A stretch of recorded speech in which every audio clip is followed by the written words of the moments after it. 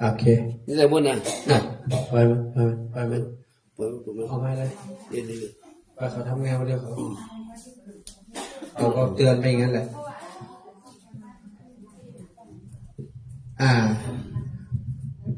ตรงนี้หยุดตั้งหลังยางอู้ก่อนเดี๋ยวก็อู้โอเคจะเข้ากิจกรรมเพื่อกำลังไลฟ์สดผ่านขืน FM 96ตอนนี้นะครับคณะผู้ปฏิบัติธรรมบวชเนกขัมมารักษาโบสถศีล2 วัน 2 คืนและก็เข้าร่วมนะครับในการปฏิบัติวิปัสสนากรรมฐานเนื่องในวันแม่แห่งชาติประจำปี 2567 ณ วัดพระบรมธาตุดอยสุเทพตั้งแต่วันที่ 11 จนถึง 13 สิงหาคม 2567 เพื่อถวายเป็นพระราชกุศลแด่สมเด็จพระนางเจ้าสิริกิติ์พระบรมราชินีนาถพระบรมราชชนนีพันปีหลวงเนื่องในวันนี้ 12 เมษายนเป็นวันครบรอบพระชนมายุ 92 พรรษาของพระองค์ท่านขอให้สมเด็จแม่ทรงมีพระนามัยสมบูรณ์แข็งแรงอยู่เป็นร่มโพร่มไทรให้ประสบนิกรชาวไทยทุกหมู่เหล่าตลอดไปด้วยเทินสาธุสาธุสาธุครับก็ตอนนี้นะครับการจัดกิจกรรมเอาไปพุ่นหน่อยเบี่ยงไปพุ่นหน่อยมันจะมาเห็นตั้งง่ายประสิทธิ์โอเคการจัดกิจกรรมของเรานะครับจะมีอยู่2 ส่วนก็คือเมื่อกี้เราได้ชำระหนี้สงฆ์ได้ทำวัดสวดมนต์นะครับแล้วก็ทางคณะผู้ปฏิบัติธรรมได้รับเมตตาจากพระเดชพระคุณหลวงพ่อพระธรรมเสนาบดีเจ้าวาดวัดพระบรมธาตุดอยสุเทพรองเจ้าคณะภาค 7ท่านได้เมตตามอบเกียรติบัตรให้กับคณะผู้ปฏิบัติธรรมแล้วก็กราบขอบพระคุณท่านอาจารย์พระครูชัยพิชิตนี่อะไรนะพระครูอะไรนะปริยัติอนุรักษ์ปริยัติอนุรักษ์พระครูปริยัติเจติยานุรักษ์ท่านได้เป็นผู้ทำเกียรติบัตรให้กับพวกเราแล้วก็ได้รับมอบจากหลวงพ่อเป็นที่เรียบร้อยท่านได้นำพวกเราประทักษิณเวียนเทียนรอบองค์พระบรมธาตุดอยสุเทพรุ่นนี้ถือว่าเป็นรุ่นในเรียกว่าในรอบ5 ปีนะตั้งแต่ปี2562เราไม่ได้มอบเกียรติบัตรให้กับใครเลยที่บนวัดพระธาตุดอยสุเทพเพราะช่วงนั้นมีโควิดนะ63 64นะครับ65 66 67เราเพิ่งจะได้รับเกียรติบัตรฉบับแรกนะในรอบ5 ปีนะถือว่าเป็นเกียรติประวัติให้ทุกท่านที่ได้มาร่วมปฏิบัติธรรมวันแม่ที่วัดพระธาตุดอยสุเทพ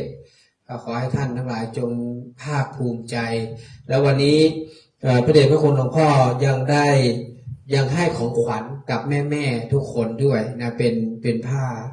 เขาเรียกอะไรนะผ้าอะไรนะผ้าคลุมไหล่เนาะสวยแต่ละคนก็ได้ถูกอกถูกใจกันไปก็ขอ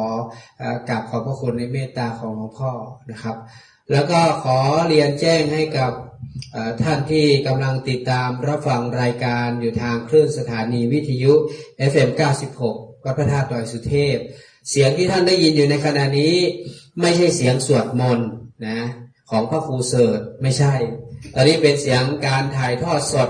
ที่เราจะได้ร่วมการถวายผ้าป่ากองทุนห้องส่งวัดอินทขินเพื่อนำไปเป็นค่าไฟฟ้าค่าอินเทอร์เน็ตรายเดือนนะครับที่นำขึ้นมามีอยู่ 9,900 บาทนะครับเมื่อกี้มีคุณแม่มอบมา100เนาะแล้วก็มีท่านที่ร่วมทำบุญ60 40ก็กลายเป็น10,000เท่าไหร่นะ11,100เนาะ11,100เนาะเพราะมัน 9,900 ก็เป็น11,10011พอดี11พอดีนะเป็น11,100 บาทนะครับในวันนี้ก็ขออนุโมทนาแล้วเดี๋ยวเราจะได้กล่าวคำถวายพระป่าค่า ไฟฟ้าค่าอินเทอร์เน็ตห้องส่งวัดอินทขินด้วยกันนะครับ หลังจากนั้นเราจะได้จัดกิจกรรมวันแม่นะครับก็ขอบพระคุณท่านพระครูใบดิกาประเสริฐประสันโนช่วยไลฟ์สดเป็นแม่ข่ายในการถ่ายทอดแล้วก็ขอบพระคุณท่านผู้อำนวยการพ่อครูวันลบนำวงพรหมขอบพระคุณ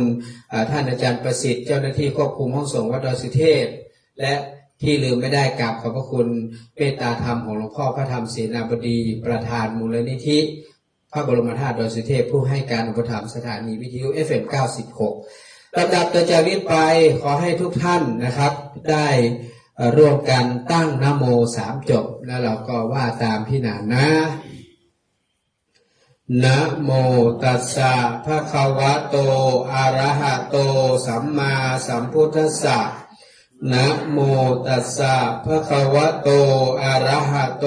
สัมมาสัมพุทธัสสะนะโมตัสสะภะคะวะโตอะระหะโตสัมมาสัมพุทธัสสะอิมานิมะยังพันเตปังสกุละจีวรานิสัปปะริวารานิภิกขุสังคัสสะโอโนชยามะสาธุโนพันเตภิกขุสังโฆอิมานิปังสกุละจีวรานิสัปปะริวารานิปฏิคันหาตุอัมหากันเจวะมาตาปิตุอาทีนันจาปิยะชนานังทีครตังหิตายะสุขายะข้าแต่พระสงฆ์ผู้เจริญข้าพระเจ้าทั้งหลายขอน้อมถวายผ้าบางสกุลจีวรพร้อมด้วยจตุปัจจัยผ้าป่าวันแม่เพื่อเป็นกองทุนค่าไฟฟ้าค่าอินเทอร์เน็ตรายเดือนห้องส่งวัดอินทขินสะดือเมืองขอพระสงฆ์จงรับผ้าบางสกุลจีวรกับทั้งของบริวารทั้งหลายเหล่านี้ของข้าพระเจ้าทั้งหลายเพื่อประโยชน์เพื่อความสุขเพื่อความเจริญรุ่งเรืองแก่ข้าพระเจ้าทั้งหลายด้วยแก่ปิยชนคนทั้งหลายอันมีมารดาบิดาเป็นต้นด้วยตลอดกาลนานเทอญ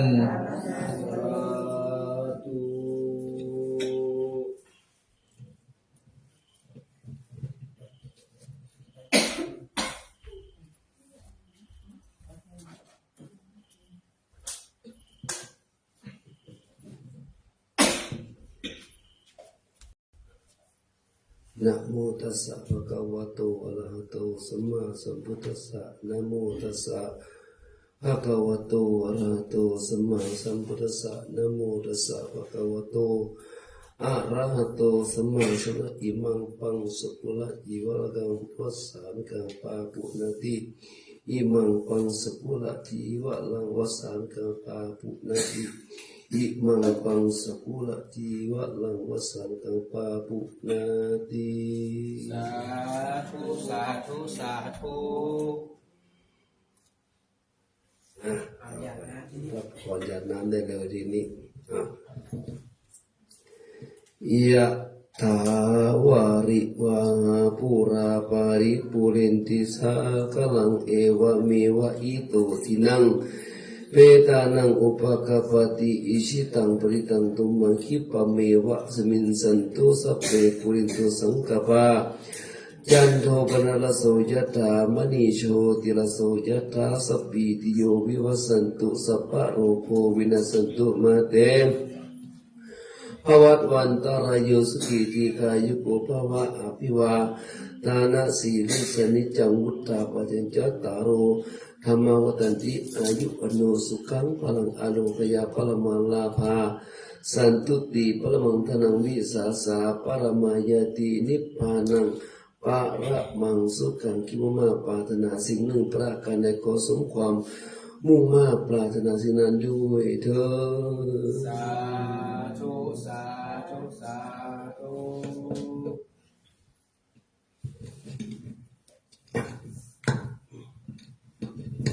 บัดนี้การทำกิจกรรมลำดับแรกของพวกเราก็คือการถวายพระป่ากองทุนค่าน้ำค่าไฟค่าอินเทอร์เน็ตห้องส่งวัดอินทขินเป็นที่สำเร็จเสร็จสิ้นแล้วนะครับลำดับต่อจากนี้ไปเพราะเราจะได้จัดกิจกรรมวันแม่แห่งชาติก็เป็นปกติที่เราเคยทำกันในวันนี้ก็อาจจะได้มีโอกาสเรียกว่าเปิดใจนะเปิดใจให้กับพ่อแม่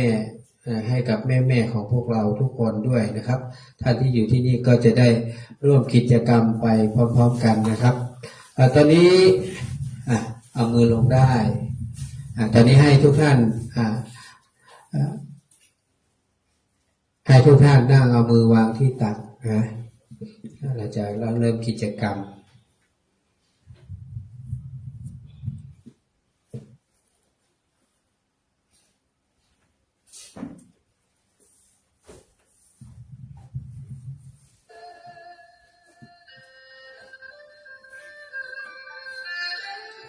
ให้ทุกท่านนั่งนึกหลับตานึกถึงแม่ของเรานะครับแม่ของใครของมันนะ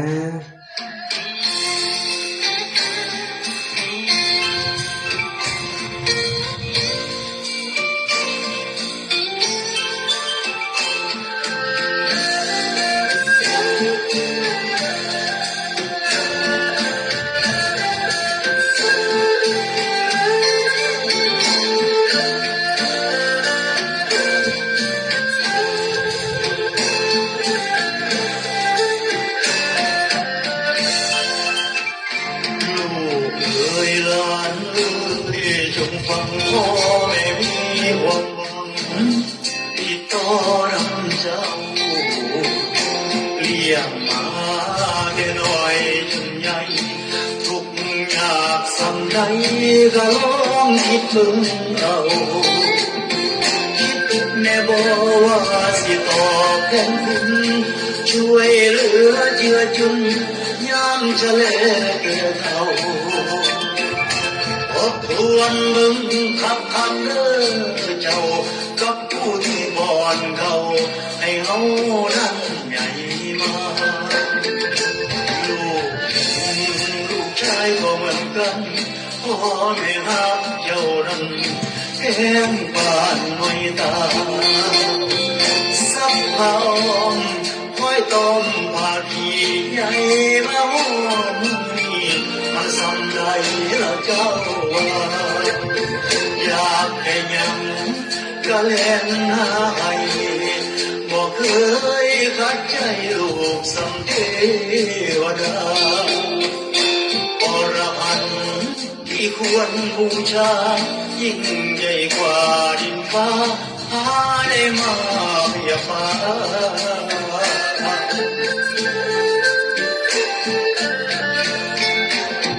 ที่บอกสอนจนปากเปียกปากแฉะ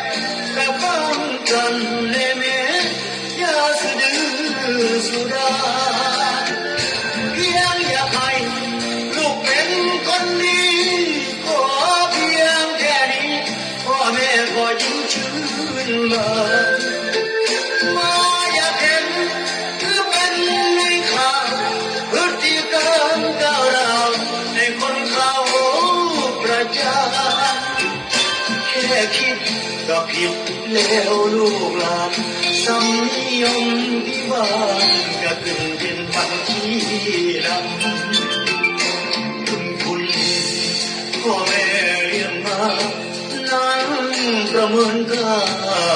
ไม่ได้เลยซ้ำมีชั่วรู้อยู่แก่ใจที่ไหนเมื่อไรของการกระทำจงยกมือขึ้นใส่หัวเรื่องสติตัวท่องไว้ให้จำพ่อแม่ผู้คือผู้ยิ่งใหญ่สิ่งที่ท่านสอนไว้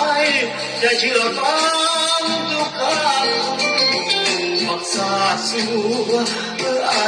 ระยำอย่าให้พ่อแม่เอ่ยคำนี้อีกต่อไปเด้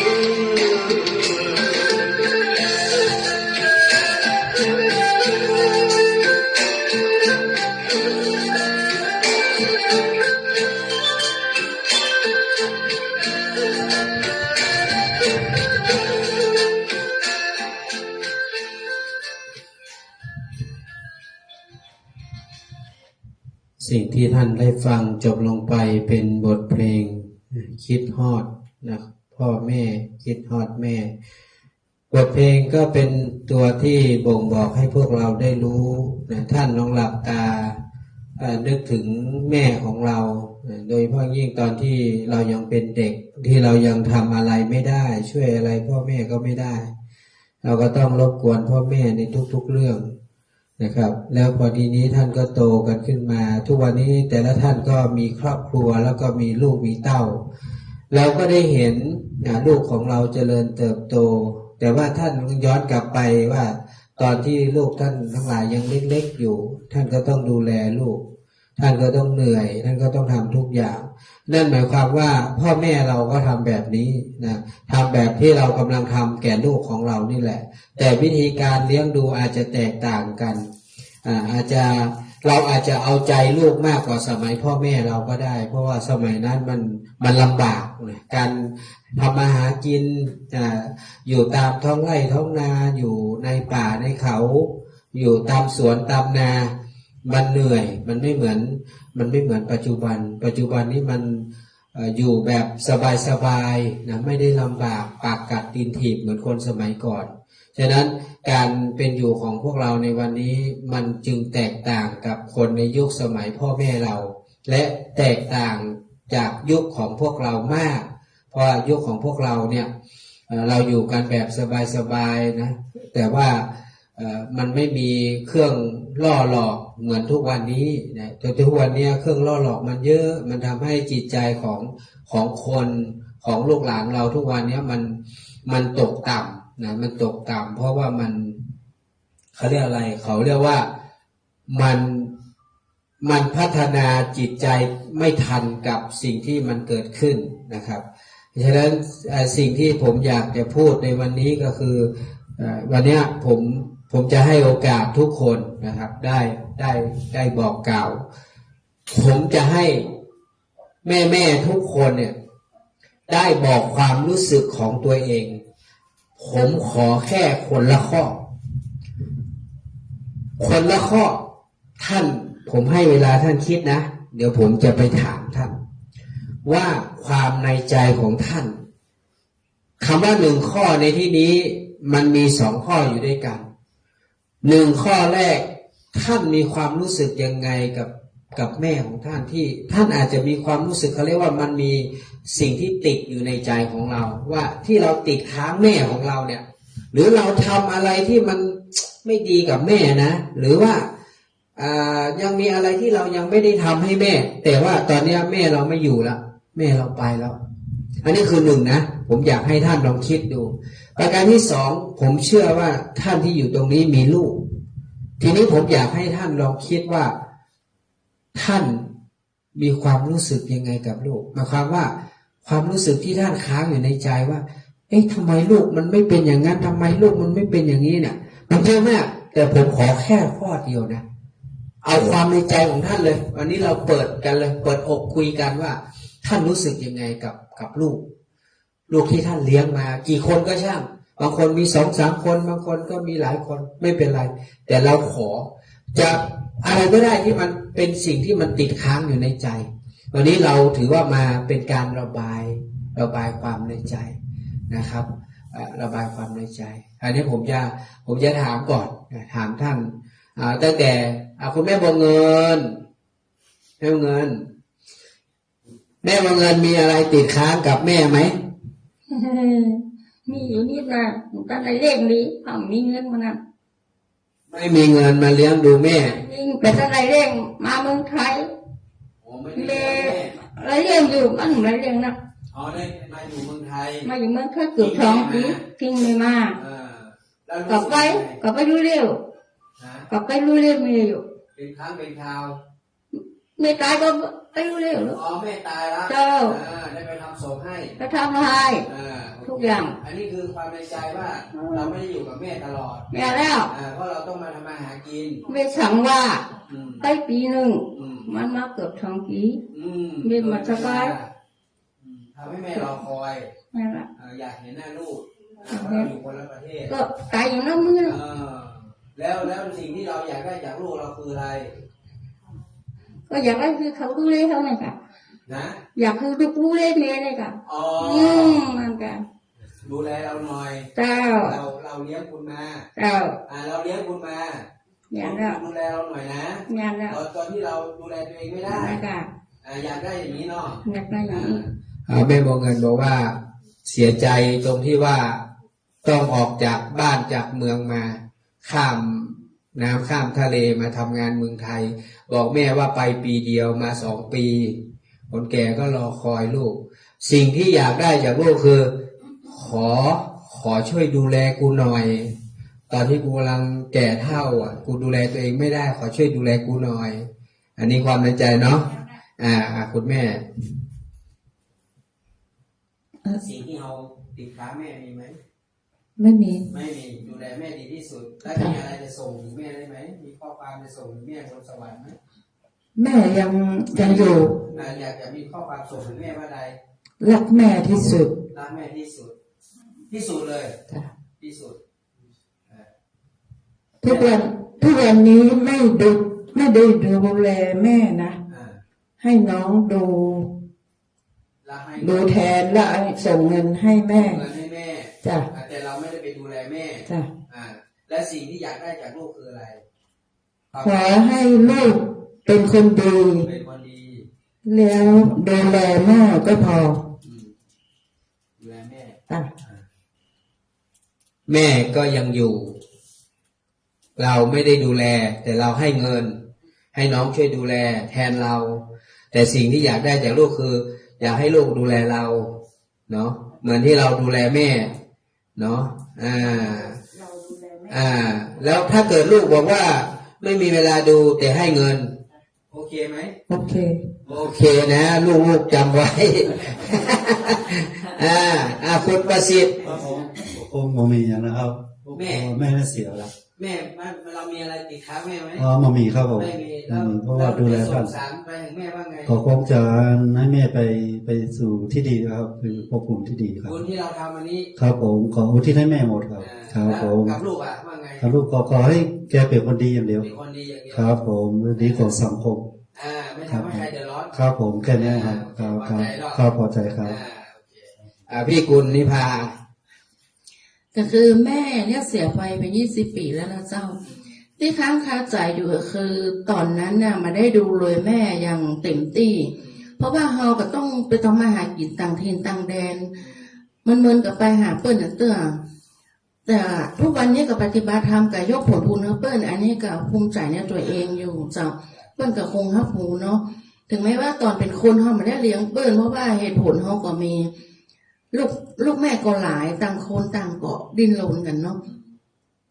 ความยากจน ความยากจนเป็นเหตุต้องไม่ได้อยู่กับเปิ้ลเนาะเจ้า แล้วลูก ส่วนลูกปัจจุบันนี้ ถึงแม้ว่ามาได้เป็นลูกตัวเองมาได้เกิดจากท้องแต่ก็ฮักเหมือนลูกตัวเอง ได้ดังใจไหม ได้ดังใจทุกอย่าง เพราะว่า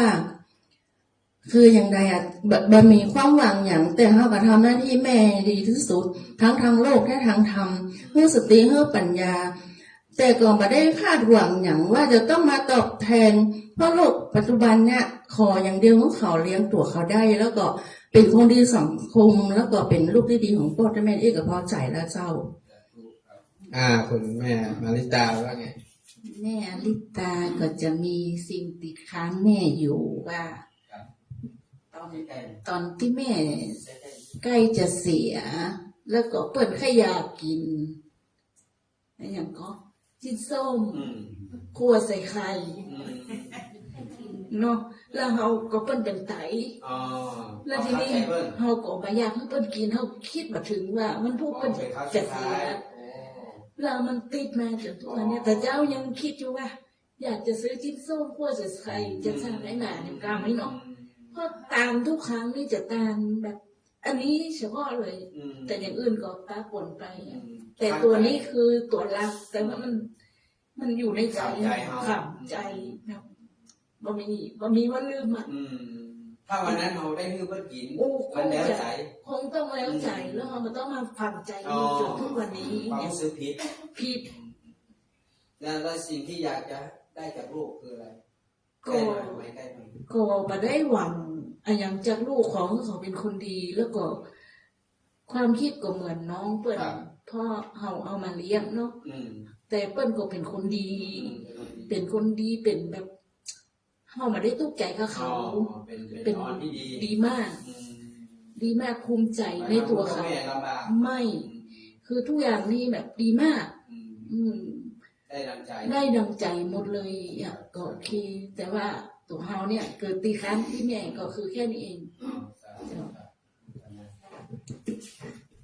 ยายอูว่าไงกับคุณแม่ ก็คุณแม่ก็ได้รู้เลยแม่เตรียมใจเรื่องลูกเลี้ยงร่างแหมเลยอยู่ด้วยมีตัวพวกเชียงกามอ่ะเลยเลี้ยงชาใจเลยเปียงใจเขากินทางกองเขาเลยเลี้ยงนั่นเขาก็เสียใจเนาะพวกมีเขามาเลยเลี้ยงดีไงเขาเสียใจเขาคิดว่ามีนั่นมาเลยกินจังลูกก็มาได้กินจังมันตุกเหมือนกันไงมันเสียใจอันไหนเสียใจเจ้ามีลูกเจ้า ลูกนี่มีความหวังจากลูกว่า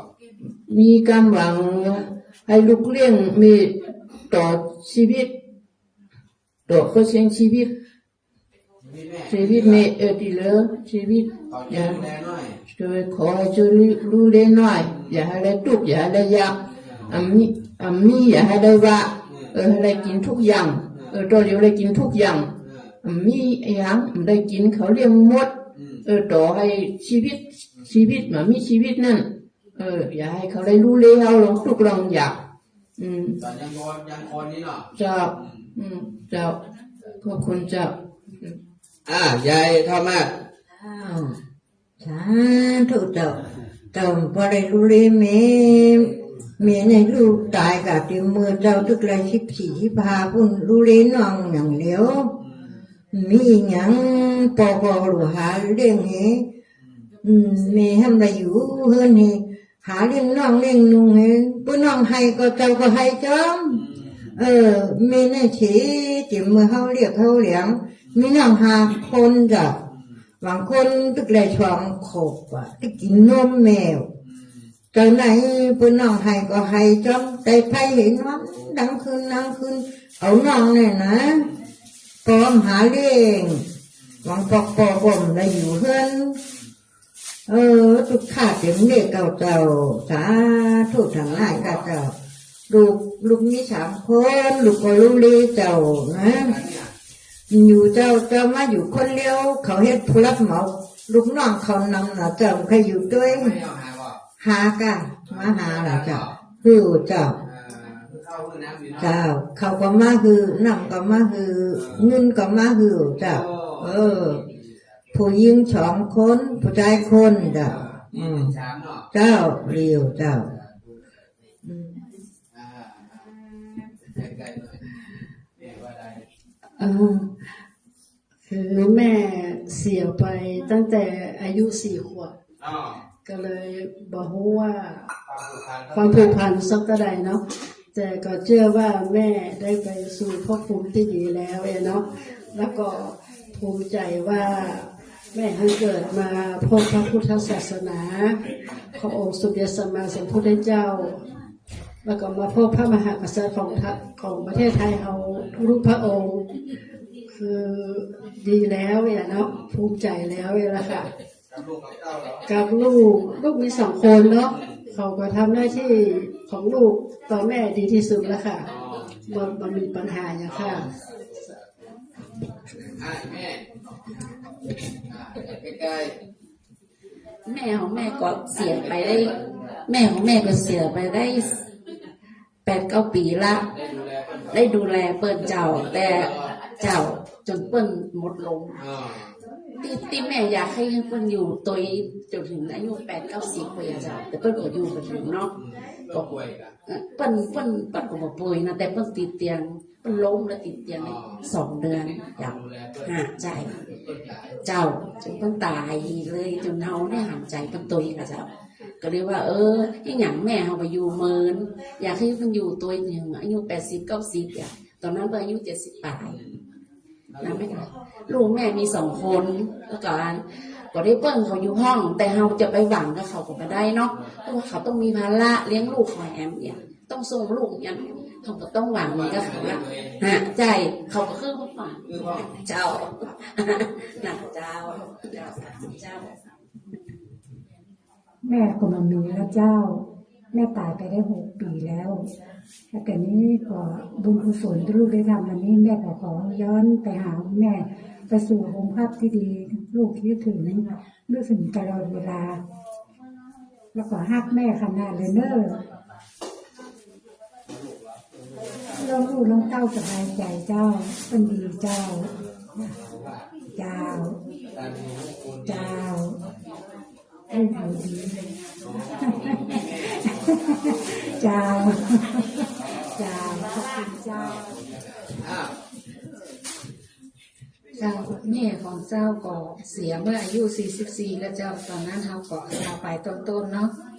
แต่สิ่งที่ติดค้างในใจคือเฮาไม่ได้ดูแลเพิ่นเท่าที่ควรว่าเฮาเลี้ยงลูกกว่าไปเลยเนาะตอนนั้นน่ะเจ้า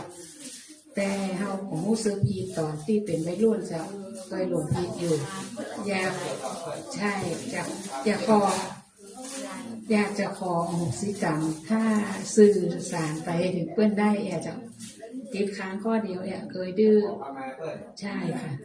แต่ทุกวันนี้ที่สวดมนต์ทุกวันนี้ถึง4 ทุ่มนี่ก็เอาน้ำขวดใหญ่ๆยาคือเตลบูเตดาตัวแล้วก็ให้ไปให้แม่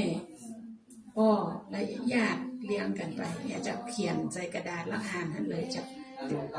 ลูกเต้าเพื่อนก็ประสบผลสำเร็จทุกคนนะเนาะเจ้าดูแลดีอยู่เจ้าแต่กงกรรมกงเกียรติก็คงมีน้อยเนาะจากลูกสาวนะจะมีอยู่ใช่แต่ประเดี๋ยวแม่แต่ประเดี๋ยวนี้เพื่อนมีลูกละได้3 กว่าปีเพื่อนก็เริ่มโทรมาหาบ่อยๆละแต่ก่อนนี้เพื่อนเหมือนกรรมเฮาจะมีอยู่ที่เฮาทำเมื่อแม่เสียใจแต่ดูแลพ่อนี่อย่างดีเลยแทนแม่อายุสั้นเนาะ44เสียละเป็นโรคไตจ้ะความในใจ แม่ก็มามีอย่างเนาะแม่ก็ตายไปได้20 ปีนี้แล้วเนาะเจ้าประภูมิใจไปนานเพราะเราได้ดูแลเป็นดีเนาะแต่เสียใจที่ไม่ได้อู้กันว่าคนจะล้มตายว่าเป็นล้มตายเจ้าไม่ได้อู้กันเนาะน่ากะก็เลยว่าเป็นคำใจได้สั่งได้ลาแต่ก็กินก็ตานึกเปิ้นมาตลอดเนาะก็ขอเปิ้นไปสู่สุคติไปพบภูมิที่ดีเนาะเจ้ากับลูกกับเจ้านี่มันมีอย่างเขาก็เป็นคนดีถึง2 ถึง 3เนาะเขาดีอยู่แล้วกตัญญูทุกวันนี้เขาก็ให้แม่ถึง2 ถึง 3นั่นนะคนนึงเป็นปัจจัยลูกบุญธรรมไปก็เลี้ยงอย่างดีเป็นลูกเขาแล้วเนาะตอนนี้ไปทำงานในญี่ปุ่นเขาก็ส่งมาให้อยู่แม่ก็ภูมิใจเจ้าลูกแม่ก็เป็นคนดีเนาะเจ้าแม่พร เจ้าก็บ่มีปัญหาอย่างเนาะบ่มีอย่างที่ว่าจะก็มีความภูมิใจที่ได้มีโอกาสได้ตอบแทนบุญคุณแม่ได้แปลงบ้านให้แม่ได้อยู่เพราะว่าแม่เป็นมีลูกเยอะเนาะแล้วก็ก็ลำบากเขาก็เป็นคนที่ว่ามีวาสนาน้อยแล้วก็ที่ได้ป่อบ้านเป็นคนดีแล้วก็เปิ้นก็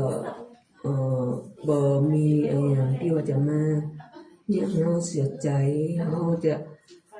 ตอบแทนบุญคุณแม่จะแปลงบ้านให้แม่จะซื้อนาให้แม่เป็นก็บาคัดประควางเป็นก็ตามใจเฮาทุกอย่างก็เฮาก็ภูมิใจที่ว่าได้ช่วยเหลือแม่หลายๆอย่างถึงพ้นจากปัญหาจ้ะลูกเต้าที่ทุกวันนี้ก็คงจะเป็นบุญของเราเนาะก็ป้าลูกดีๆก็ได้ช่วยให้แม่มีความสุขพอมีความสุขจะกินจะตามอย่างก็บาคัดประควางก็ตามใจไม่ตัวอย่างนะเจ้าเป็นนบอดที่แม่เจ้า คุณแม่เรโนความในใจ ความในใจถึงแม่ ความในใจถึงแม่ก็คือจะได้ช่วยเหลือแม่บอกไปซ้ายไปขวาก็ไปจนเท่าใหญ่แล้วก็แต่งงานแล้วก็ไปต่างประเทศแล้วก็ก่อนแม่ตาย5 วันก็ได้มาเหมือนกับมาช่วยเหลือเพื่อนเหมือนกับที่เพื่อนช่วยเหลือเขาตอนเป็นละอ่อนนะครับก็จะได้รู้แต่แลเป็น5 วันจากลูกกับเต้าเหรอ กับลูกกับเต้าก็ขอเพื่อเขาเป็นคนดีมีศีลธรรมอันเป็นคนดีของพ่อแม่สังคมแล้วก็จะเพื่อเขารู้จักบุญคุณพ่อแม่พ่องไปเพื่อเขาเลยจะ แม่ชัยพรมีแม่อยู่เจ้าอายุ92เจ้าราชินีอะค่ะอันถึงวันนี้ก็ภูมิใจเจ้าภูมิใจที่ได้ดูแลแม่เต็มที่แม่ขยากินหยังมีถังหม้อข้าวมีถังข้าวสารอยู่พืชพอข้าวสารถังข้าวสารแม่มันเสี่ยงก็ไปทอกใส่แม่เมื่อก็ทอกใส่เอาเข้าไปเทใส่กินตึงหลานกินตึงน้องกินตึงแม่ถึงวันนี้แม่ขยากินหยังก็ให้กินแต่แม่เป็นเบาหวานเป็นความดันถ้าเอาไปบ้านแม่ขยากินนั่นกินนี่เขาจะซื้อแม่กินถ้าเอากลับมาเจอแม่น้องมาโทรมาด่าละป้ามาบ้านเอาอย่างที่แม่กินปลาเหลียน้ำตาลขึ้นนะแต่แม่ขึ้นว่าเปิ่นขยาก็คือเปิ่นกินถ้าเปิ่นจ่ายนะเขาได้จานถ้าเปิ่นได้กินไม่ได้กินบ่ฮู้พี่น้องแม่ขึ้นว่าจี้เนาะแต่ภูมิใจที่แต่กับได้ดูแลแม่เต็มที่ละเนาะแต่ส่วนลูกนี่ก็บ่มีปัญหาเจ้าลูกมี2 คนยิงคนแต่คนก็เป็นคนดีเจ้าได้มีหน้าที่การงานที่ดีดูแลแม่ดีไปไหนก็ไปส่งเจ้าที่ท่านทั้งหลายได้ฟังวันนี้ก็ถือเป็นการเปิดใจแม่ทั้งหลายที่ได้มีความติดค้างบางสิ่งบางอย่างกับผู้เป็นแม่แล้วก็อู้ถึงเรื่องของลูกของเต้าเนี่ยเล็กๆน้อยๆขอนิมนต์ท่านพระครูเสิร์ชอู้เรื่องแม่น้อยแล้วก็อู้เรื่องลูกให้น้อยห้ามอู้นักนะ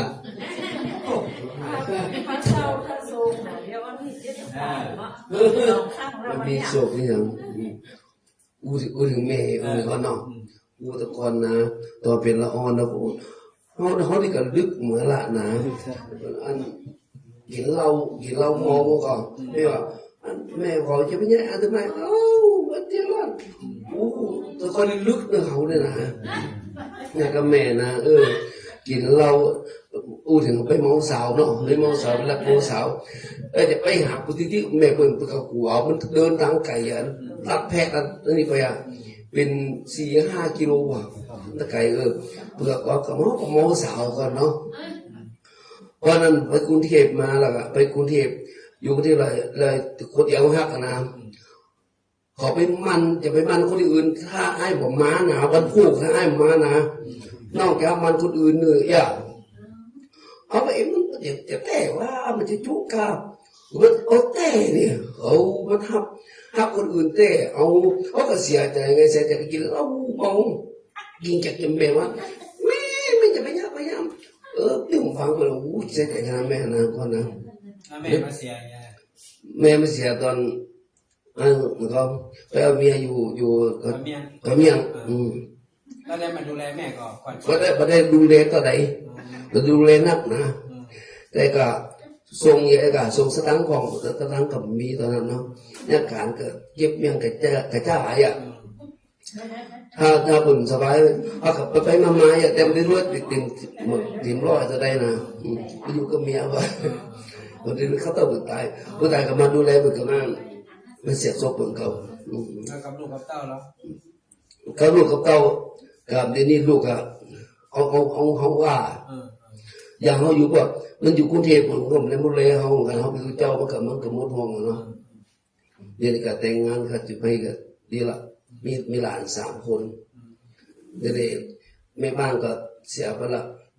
ขโมยหัวหมูเดียวแล้วก็มาอยู่ก็ว่าเดี๋ยวก็แล้วแต่กรรมแต่เวรเนาะ อันนี้ความในใจของพระเจ้าว่าลึงนักแกเพราะว่าลึงกับแม่กินเหล้าเนาะมันถ้าลูกกินเหล้านี่พ่อแม่ตุกใจเนาะเพราะว่ามันหมูไปเหนือไปใต้เนาะมันเราซาที่จะไปเมาสาวแหมอย่างมันกับแม่ก็ซ้ำไปตุก2 เต้าเนาะแม่ใช่ไหมพ่อเนาะเมาก็เมาสาวก็เมาเหล้าก็เมาแล้วมันก็ลึงแหมเนี่ยเนาะก็เป็นกระจายเนาะฟังฟังอีกอันนี้เรียกว่าสิ่งที่ผ่านมาก็มันเป็นประสบการณ์อย่างผมเองนี่แต่ผมนี่เป็นละอ่อนดีผมมองตั้งแต่น้อยผมนึ่งข้าวเนี่ยกินให้แม่แต่อายุ7 ขวบนึ่งข้าวเนี่ยกินล้างถ้วยล้างจานกวาดบ้าน7 เฮือนไปให้ไปสวนวันเสาร์วันอาทิตย์อยู่กับแม่เข้าป่าเข้าดงนะมาบีบมาหนวดต้มน้ำให้แม่อาบทุกวันเพราะแม่เป็นคนขี้คันนะผมเพิ่นมาคันนั่นคันนี่เพิ่นผมก็จะต้องต้มน้ำให้เพิ่นอาบนะบีบหนวดให้เพิ่นช่วยเพิ่นทุกอย่างแต่อายุ7 ขวบจนถึงอายุ12 แล้วก็เลยมาลาบวชเนรแล้วก็มาซึกตอนอายุ15พ่อน้าตายก็เลยซึกออกมายการส่งเงินช่วยแม่แล้วมาบวชด้วยเจ้าสาวสีแล้วก็มาซึกออกมาตอนจบปริญญาตรีแล้วก็มาดูแลแม่ต่อที่จริงการซึกของผมมันมี2 สาเหตุเพราะว่าผมไปแต่งงานตอนอายุ16แล้วผมมีลูกสาวตอนอายุ20ทีนี้ตอนที่มีแต่แรกนะคืออยู่กับแม่เปิ้ลและทีนี้พอเปิ้ลได้ป.3 ก็ผมก็ส่งเงินให้เปิ้ลนะเปิ้ลเข้าอยู่ในเบียงผมก็พอดีป.3 แล้วแม่เปิ้ลมาจ่ายค่าเทอมผมไปจ่ายแล้วเปิ้ลก็เลยเอาเปิ้ลย้ายไปอยู่บ้านถ้ำไปอยู่กับแม่หุ้ยนางหุ้ยนางเลี้ยงคือตั้งแต่ป.3 เทอม2นะคือเปิ้ลเลี้ยงแล้วผมก็ส่งเงินแล้วตอนเป็นที่เจ้านะผมมาบวชตอนอายุ24ผมก็ส่งเงินทีนี้พอถึงจบปริญญาตรีมันเฮียนว่าจะเฮียนมาหาก็ว่าจะเฮียนปริญญาถ้าเฮียนปริญญา4 ปีผมจบแน่เนาะเอาเฮียนเก่งหรอก4 ปีมันจบอยู่แล้วแต่เฮียนมาหาเขามั่นใจว่า3 ปีเนี่ยเขาจะได้มาหาประโยค3หรือเปล่าเขาก็มั่นใจและหากอย่างแม่วินางก็เท่าไปจริงๆลูกสาวก็โตขึ้น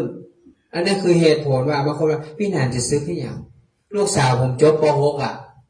แม่ผมอายุมากขึ้นผมต้องซื้อไปดูแลลูกผมนั่นแหละคือเหตุผลที่ผมซื้อครูบาอาจารย์เพิ่นห้ามผมขอผมนะหลวงพ่อน้ำบหลวงนะมายอมซื้อคือผมนะผมต้องมาซื้อกับอุปชาที่วัดความสิงห์นะซื้อแล้วถึงปิ๊กไปกราบขอขมาหลวงพ่อน้ำบหลวงเพราะผมยอมซื้อคือผมจบปริญญาแล้วผมซื้อคือนะเมื่อปี47แล้วก็ผมซื้อมาปุ๊บผมก็อยู่มาถึง48ก็มามีครอบครัวแล้วก็มาทำงานสถานีวิทยุ96นี่นะแต่ผมก็ได้ดูแลแม่ผมตลอดนะผมมีความรู้สึกว่าสิ่งที่มีค่าสำหรับผมก็คือแม่วุ้นางเพราะว่าเปิ้ลตุกมาดูแลผมมาแล้วผมก็เคยลืมบ่เคยลืมสิ่งที่เปิ้ลหยิบยื่นให้ผมจำวันสุดท้ายเปิ้ลฮ้องว่าใช่วันสุดท้ายทุกครั้งที่แม่วุ้นางโทรหาผมนะมาห้ามแม่กรรมถ้าโทรเมื่อเจ้าตอนแมลงผมต้องไปหับจากบ้านถ้ำเพื่อเอามาเชียงใหม่จะไปฮุงยาจะไปบ้านพี่สาวจะยังก็แล้วแต่มานอนบ้านผมต้องไปหับเลยแต่ครั้งสุดท้ายเนี่ยเปิ้ลโทรหาผมว่านะมาให้แม่กรรมไปหับแรงนี้เลยกะมาจ่ายแม่ขอเวลา3 วันผมว่าอย่างต้องขอเวลา3 วันอีแม่จะเพี้ยวบ้านเพี้ยวเฮือนปรากฏว่าภายใน3 วันนั้นน่ะวันทวน3ผมไปห้ามแกโอ้โหรถเก่งน้อยผมเนี่ยเหลือที่นั่งอยู่2 ที่คือที่ผมกับคนข้างคนขับท่านรู้ครับเบาะหลังกระโปรงรถเต็มไปด้วยสัมภาระ สลีตี้นอนผ้าตัวผ้าห่มทีวีข้าวสารเก็บเพื่อผมจงใส่รถนะเต็มไปหมดเลยแทบจะมีที่หายใจอ่ะนั่งมา2 คนนั่งเขานั่งแต่เจียงดาวมาผมจำได้ผมถามเนี่ยรถเก่งกันเนี่ยเปลี่ยนเพราะวินางสมัยก่อนใช้มัตสด้า1,400ไม่วินางเพื่อผมไปฮับมาส่งหงยานะบอกว่ามึงแข็งกูนั่งมาต้มตั้งแต่เจียงดาวถึงเจียงใหม่อ่ะแกจมสุดตังอ่ะเมื่อใดมึงจะเปลี่ยนรถผมตัดสินใจไหนๆก็ไหนๆผมเอารถมาสด้านะไปขายเอามาเป็นเงินดาวแล้วไปแทงเงินดาวเอารถเก่งกันนี่มาใช้ท่านทั้งหลายผมก็พอผมจำได้วันนั้นอ่ะผมไปปิดรถยนต์กันเนี่ยเมื่อวันที่13 ตุลา 2559ผมเอาบ้านเข้าเพราะตอนแรกผมผ่อนตี้อย่างเดียวแล้วผมเก็บเงินอยู่10 ปีนะ8 ปีผมเก็บเงินอ่ะได้400,000 ปลายผมเอามาสร้างบ้านทีนี้ผมผ่อนรถโดยผมผ่อนบ้านโดยผ่อนตี้ผมก็เลยเอาบ้านไปเข้าแล้วเอาเงินไปปิดรถเมื่อตอนผมไปที่ธกส.ไปยื่นเรื่องพอบ่ายมาแม่เปิดอนุมัติให้ผมเสร็จปุ๊บผมได้เงินผมก็เอาไปจ่ายให้บริษัทรถปรากฏว่าพอผมปิดจากนั้นมาผมดีใจผมได้รถเป็นของตัวเก่าพอผมปิกไปถึงบ้านตอนบ่ายเปิ้นประกาศว่าในหลวงร.9 สวรรคตผมให้หน้าทีวีมันเป็นทุกดีใจเสียใจเป็นวันนั้น13 ตุลา 2559เป็นวันที่ผมปลดรถยนต์กันเนี้ยแล้วผมก็มาเสียในหลวงร.9 ที่ผมเคารพนับถือไปแล้วนั้นวันที่ผมไปห้ามแม่อุนางเนี่ยแม่อุนางบอกว่าแกอ้ตัวให้ตัวสุตามผมมาเข้าใจผมมาเข้าใจแล้วว่ามันเป็นการสั่งลาครั้งสุดท้ายท่านทั้งหลายบอกครับว่าแกบอกว่านะกูเนี่ยมามาดีกับมึงนะกูฮักน้องมึงนักกูบอกให้สนใจมึงเปิ้ลบอกให้สนใจผมเป็นคนดูแลเปิ้ลมาตลอดแต่เปิ้ลบอกให้ดีกับผมบอกให้สนใจผมก็ว่าแม่ผมน้อยใจนะแม่ฮักดูแลผมเลยแต่วันนั้นเปิ้ลบอกผมขี่รถจากเชียงใหม่ไปถึงตรงสันทรายเนี่ยเส้นตีไฟแดงแม่อุณากับผมแล้วแกให้ออกมาเลยแกบอกว่าแม่นะฮักมึงที่สุดเลยในบรรดา3 คนพี่น้องแม่ฮักมึงที่สุดเลยแต่แม่บอกมึงอีแม่เก็บไว้ในใจวันนี้อีแม่ขอบอกมึงเลยว่าแม่ฮักมึงที่สุดของที่สุดและแม่รู้สึกว่าติดค้างมึงตัวที่แม่มาได้ดูแลช่วยเหลือมึงเพราะเพื่อจะช่วยน้องนะเพื่อนมาค่อยช่วยผมไปส่งเพื่อนที่บ้านพี่สาวไปอยู่บ้านได้แบบกี่วันนะอาทิตย์เดียวอยู่ได้5 วันเพื่อนโทรศัพท์มาห้องผมนะมาให้แม่ไปโรงยากันแม่จะไปเอายาผมไปห้ามเพื่อนกับพี่สาวที่ลำพูนแล้วเอาเพื่อนมาส่งโรงยานครพิงค์วันที่6 กันยายนผมจำได้ส่งแม่ไปปุ๊บเมื่อเจ้าเนี่ยจะไปเอายาโรคกระดูกพรุนพอไปถึงปรากฏว่าแม่ไปบอกหมอว่าเจ็บหัวเข่าเข้าไปในห้องฉุกเฉินพอดีหมอเพิ่นว่างเพิ่นเลยเจาะหัวเข่าแกเพิ่นบอกว่าหัวเข่าแม่อุ้ยมีปัญหาออกบ่ายมาเพิ่นเขาก็ปิกอุ้ยแนวเพิ่นหูหนังสือเพิ่นเจ็บมือผมไม่มือปั๊มมือเอาเย็นยอเพิ่นพาหัวเข่านั่นแหละพอเห็นวันหนึ่งผมเขามาเอาตกใจแม่โดนพาหัวเข่าหลังจากนั้นแม่ก็อยู่ชั้นบนห้องรวมตอนแรกอยู่ตรงนอกนะแม่นะแล้วอากาศมันหนักแม่ขยับเข้าไปคนที่อยู่ในสุดนะคือรอวันตายนะในสุดที่อยู่ใกล้พยาบาลใกล้หมอนะเพราะมันมีเครื่องระยางแม่เครื่องวัดออกซิเจนโน่นนี่นั่นเต็มไปหมดเลยก่อนที่จะถึงอยู่ค่อนเข้ามาในเขาเห็นเพิ่นลากศพออกไปเพิ่นเอาผ้าปิดแน่ลากผ่านไปทีละศพ2 ศพเข้าใจบ่ดีเลยใจ ใจบดีเลย ท่านพูดเขาว่าวันนั้นผมจำได้ วันที่16 กันยายน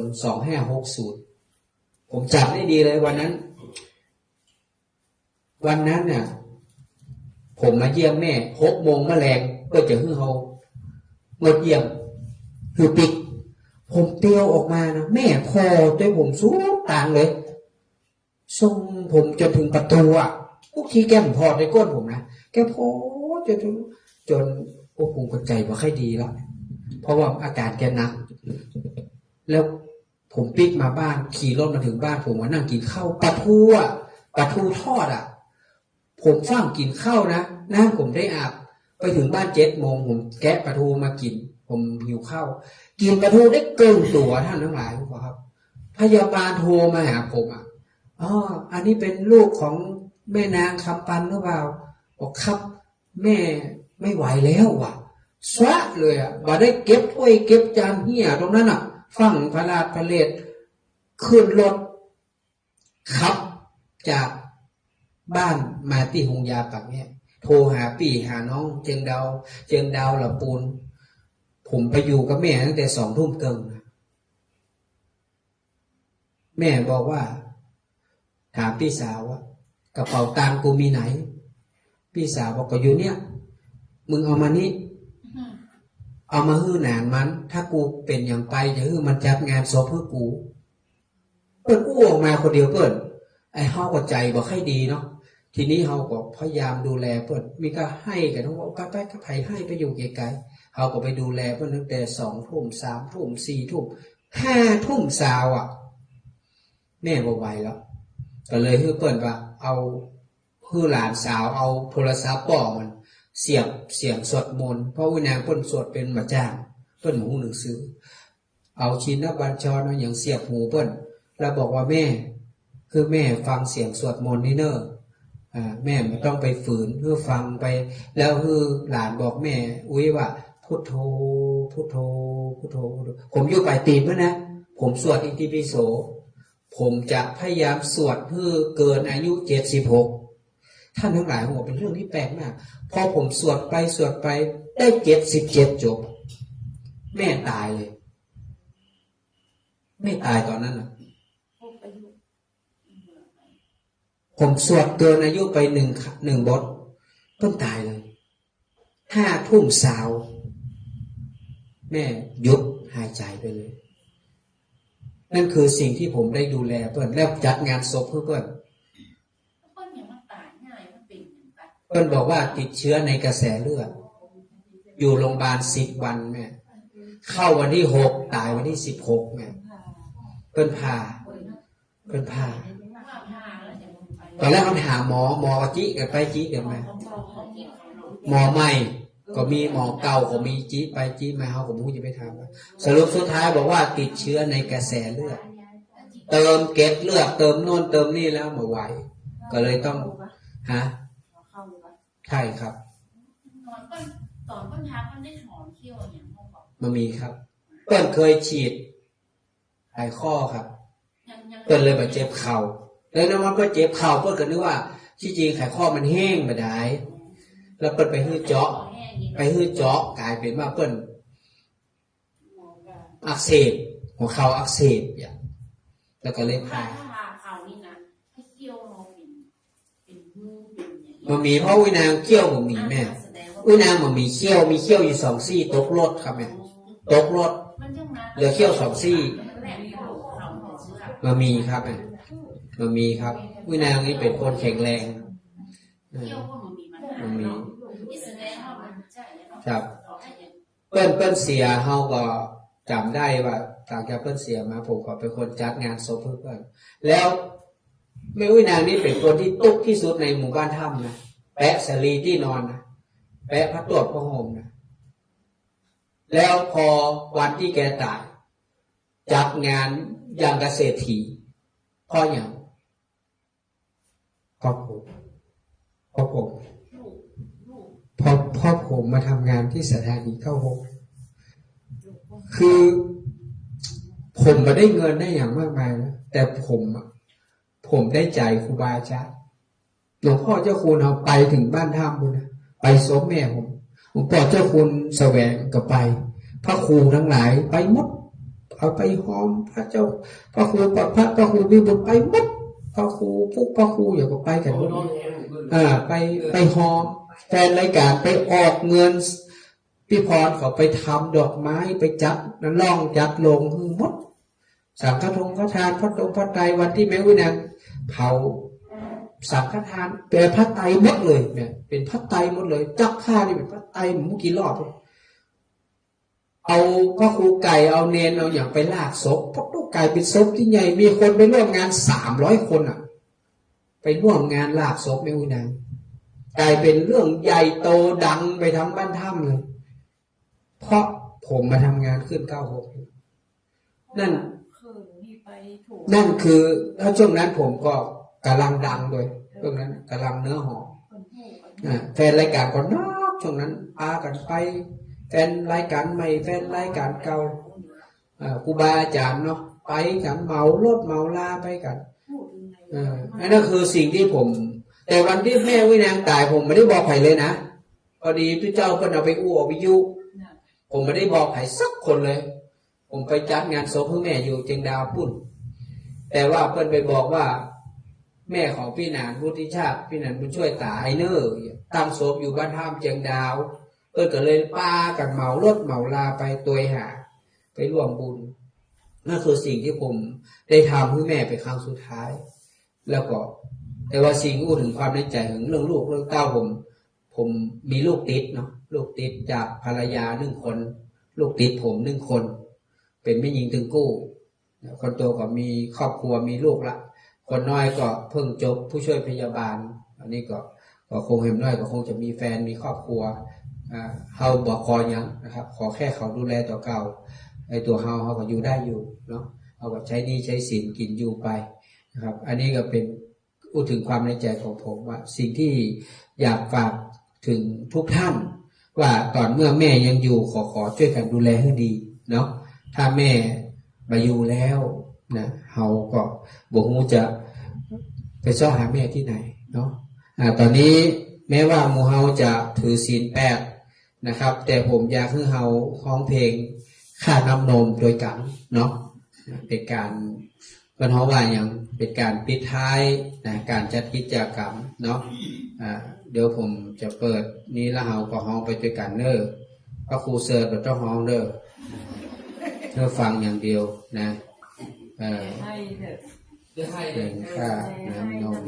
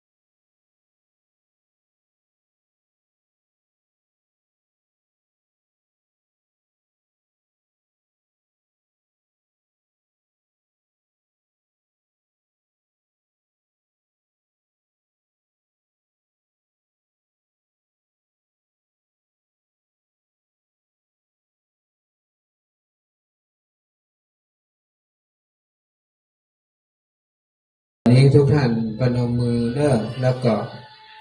หลับตานะเราจะนั่งภาวนาเราจะระลึกนึกถึงแม่นะครับขอให้ทุกท่านได้หลับตาประนมมือเพื่อนั้นนึกถึงหน้าของแม่ท่านเราจะส่งบุญให้แม่เป็นครั้งสุดท้ายนะครับแม่ที่ยังอยู่เราก็จะแผ่ให้เปิ้ลแม่ที่จากเราไปแล้วนะครับเราก็จะระลึกนึกถึงเปิ้ลนะขอทุกท่านได้รับตาลงนะแล้วก็ขอเราได้ระลึกนึกถึงแม่เด้อ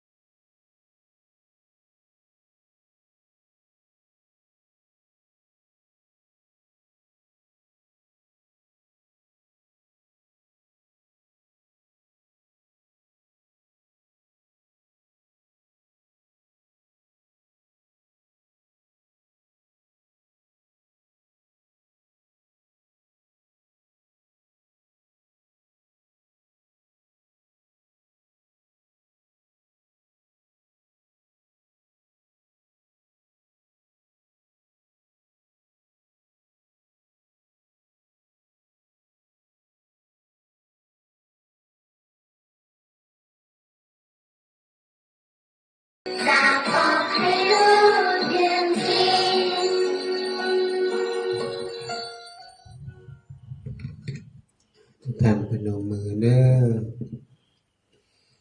ข้าพเจ้าทั้งหลายขอตั้งสัจจะอธิษฐานอ้างเอากุศลผลบุญที่ได้บวชเนกขัมมะรักษาโบสถศีลได้ปฏิบัติธรรม วิปัสสนากรรมฐานได้ร่วมกิจกรรมวันแม่ฟังเทศน์ฟังธรรมเวียนเทียนรอบพระธาตุวัดดอยสุเทพขอผลบุญนี้จงไปถึงยังบิดามารดาผู้มีพระคุณของข้าพเจ้าที่ยังมีชีวิตอยู่ก็ตามที่ได้ล้มหายตายจากไปแล้วขอพ่อแม่จงได้มาอนุโมทนารับเอากุศลผลบุญให้ได้พ้นจากที่ยากให้ได้พรากจากที่ทุกข์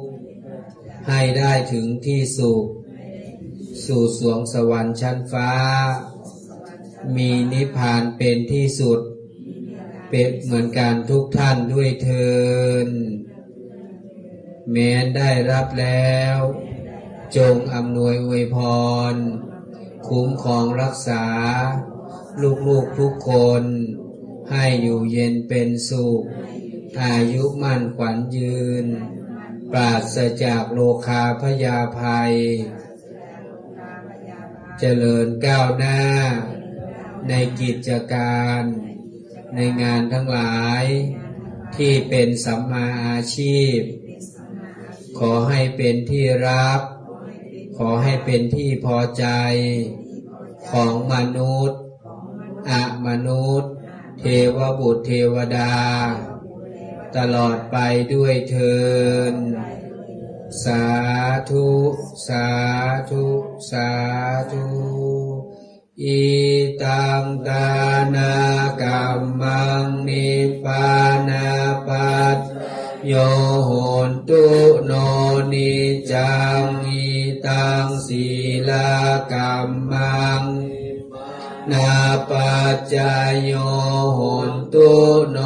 นิจังอิตังภาวนาปานาปัญจโยโหนตุโนนิจังยังกินจิสาลังกาตาปังกัมมังสาเปหิกาเตหิปุญญังโนอนุโมทันตุสุนันตุคนโตเยเตวาสามิงอาทิคาตาทิคายุกาสันทาโหนตุสัพพะสัตตานัง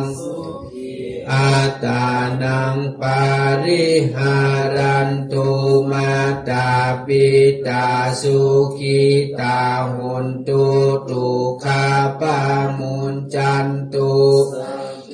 ญาติกาสุขิตาโหนตุทุกขาปามุนจันตุสัพเพ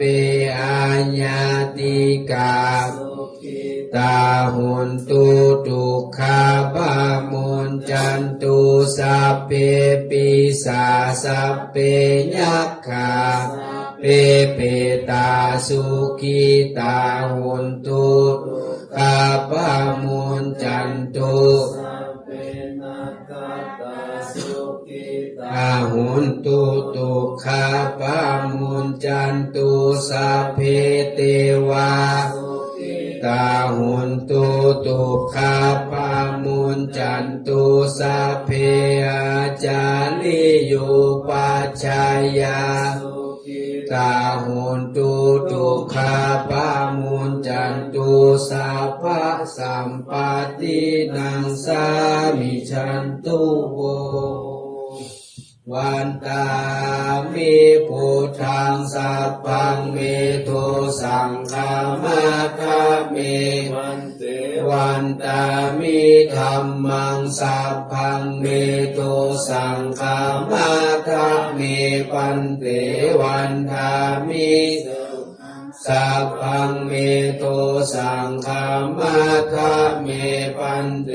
วันทามิคารุอุปัชฌาเน นิเยสัพพังเมโตสังฆามัตถะเมพันเตวันทามิกัมมัตตานังสัพพังเมโตสังฆามัตถะเมพันเตวันทามิอาราเมวัตสีมายังสัพพังเมโตสังฆามัตถะเมพันเตวันทามิเจติยังสัพพังสัพพัทธาเนสุปฏิทิตาสานิราธาตุมหาโพธิงรูปังสักกาลังสัทธานาคาโลเกเทวาโลเกปัมมะโลเกจัมพูทิเปลังกาทิเปสาลีลาธาตุโยธาตุโยอะละหันตาธาตุโยเจติยังกันทากุติงจตุราสีสาหาเสธรรมกันเตสัพเพสังปาราเจติยังอังวันตามิสัพพะโสกับหนึ่งกับสองกับสามพระธาตุนะโมตัสสะภะคะวะโตอะระหะโตสัมมาสัมพุทธัสสะนะโมตัสสะภะคะวะโตอะระหะโตสัมมาสัมพุทธัสสะนะโมตัสสะวะโตอะระหะโตสัมมาสัมพุทธัสสะสุวรรณเจติยังเกสาวระมัตตาลุงคังวรัญญาธาตุงสุทัยวานามกังนาราเทเวหิสัพพปูชิตังอาหังวันทามิสัพพทาปัญญาวาอาสมิงเยวะจันทิมาอิวะทารยังปิตากาตาเยสาสนังนิยานิเกติโมกขาปาทามาวรังอาปายังนิวารนังอาระหังสักขโสปานังปัทมังอุปัชฌังอาหาเปตัวปัตตจิวารังยังชาตังสังฆามเชอุชาสวากราบหนึ่งกราบสองกราบสามวันตาให้พระคุณวันตามิพันเตสัพพังอาปาราตังธรรมะธรรมเมมายากตังปุญญังสามินาอนุโมทิตัพพังสามินากตังปุญญังตัตตาพังสาธุสาธุอนุโมทามิสัพพะพุทธานุภาเวนะสัพพะธัมมานุภาเวนะสัพพะสังฆานุภาเวนะสัทธาสุติภาวันตุเตจัตตารโอธรรมาวัฏันติอายุวันโนสุขังภะลังรับดีฝันดีและดีสวัสดิ์ทุกคนทุกคนพี่นันวิชาเองก็ขออ้างอิงเอาองค์พระธาตุดอยสุเทพบรรพกษัตริย์บรรพชนครูบาอาจารย์เสวาลูกเทวดาสิ่งศักดิ์สิทธิ์ทั้งหลายที่ปกปักรักษาวัดพระธาตุดอยสุเทพจงมาอำนวยอวยพรให้เราท่านทั้งหลายมีแต่ความสุขความเจริญคือปราศจากโรคาพยาภัยก็หามยำร้ายทั้งหลายก็ได้อยู่ดีสบายอยู่มั่นขวัญยืนคิดเงินได้เงินคิดทองได้ทองยาการยางานทั้งหลายก็ขอให้จงได้ ประสบความสำเร็จผ่านพ้นปัญหาอุปสรรคนั้นประกาศไปให้ได้แล้วก็ขอให้ท่านทั้งหลายและครอบครัวจงมีสุขภาพพรานามัยสมบูรณ์แข็งแรงแล้วก็มีความสุขความเจริญได้เข้าถึงมรรคผลนิพพานดวงตาเห็นธรรมเหมือนกันทุกคนทุกท่านด้วยเถิดอนุโมทนาทุกท่านนะทีนี้เราจะได้พักผ่อนนะพรุ่งนี้เช้าตี 5ทำวัดเช้าด้วยกันเนาะเชิญทุกท่านเลยครับ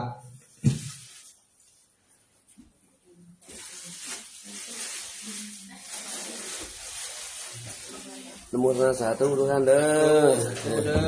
หลายคนนี่คำใส่มาคำใส่ตรงศักดิ์ศรีคุณนะนโมตัสสะทุกเด้อ